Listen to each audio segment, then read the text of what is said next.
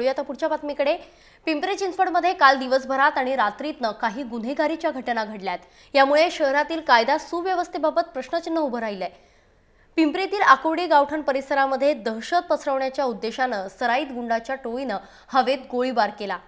सोन्या काळभोरसह 25 जणांच्या टोळक्याने हा गोळीबार केलाय। तसंच काचेच्या बाटल्या देखील फोडल्या आणि यामध्ये एक जण जखमी सुद्धा झालाय।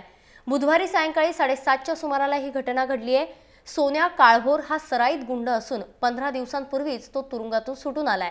दहशत पसरवण्याच्या उद्देशानंच त्यानं हा प्रकार घडवल्याचं बोललं जात आहे।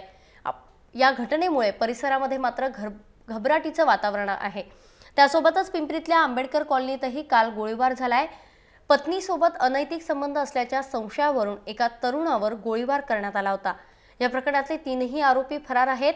ही घटना ताजी असतानाच दापोडी पोलीस चौकीच्या मागे एका तरुणाचीही हत्या झाली आहे। पवन काटे असं या मृत तरुणाचं नाव आहे।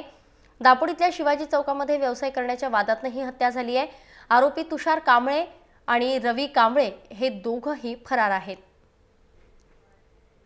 काल रात्री 1:30 वाजण्याच्या सुमारास महेश शिरसाट नावाच्या इस्मावरती नरेश अग्रवाल, रवी राठोड आणि राहुल अग्रवाल या 3 इस्मांनी गोळीबार केला।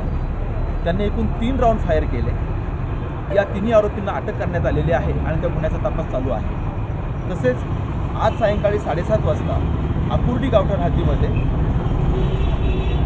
सोनू काळभोर नावाच्या आरोपीनं जो